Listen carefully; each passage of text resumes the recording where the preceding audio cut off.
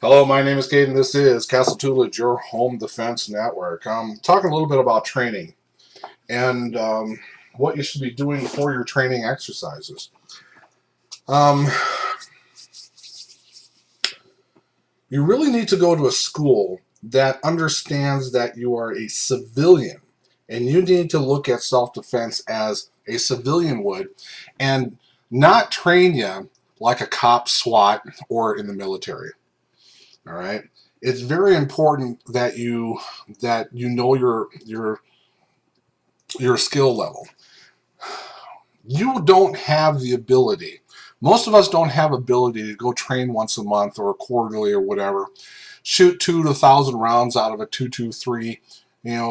Pine around the corner, going upstairs, going downstairs. There's a lot of different kind of training scenarios that you can go through. As far as that goes, basically all a lot of us have the opportunity to do is go to a range where we may not be able to double tap, where we're just going to press and shoot at a target. That is not real training. You need to get to some place where you can train in real life scenarios. I had one comment last year, and it's always from police officers. I don't know why. That Tennessee Outdoor 9 was got pulled over by a cop, and we had a little bit of a video of, what would you do in that situation? And this guy comes on, that he hasn't been a cop more than 5 to 7 years because it takes a very long time to get comfortable in that job.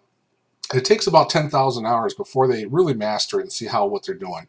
And this guy was probably 3 days out of the academy and wanting to flex his muscles and say, I don't know why anyone would want to go through these scenarios because it has no value because everyone's going to be doing it different.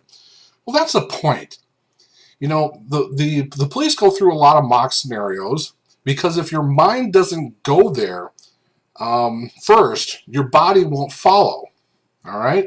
You need to understand a little bit of a gameplay of what's going on in the scenario for you to get a better understanding of what is going on. And that's what these stories are about. When I go over a shoot no shoot scenario, that is what the training is about. We're going to be talking about scenarios later.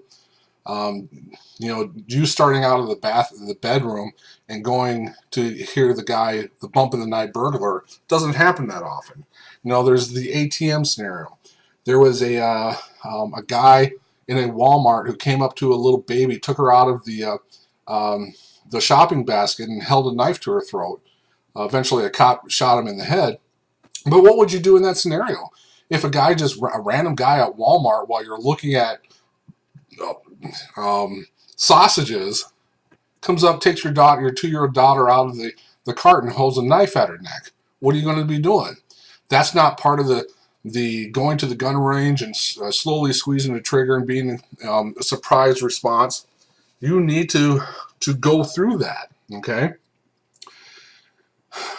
When they try to teach you like a SWAT officer, it's not going to have any value. It's going to be fun, but it's not going to have any value on a long-term muscle memory and training scenario. Or, a lot of guys that are getting out of the military. Guess what? There's one guy on YouTube. He's a very big guy.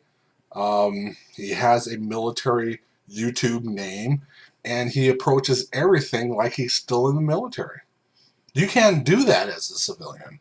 So when you're going to these training classes, ask them, are you going to be training me in military style? Are you going to be training me in SWAT tactics?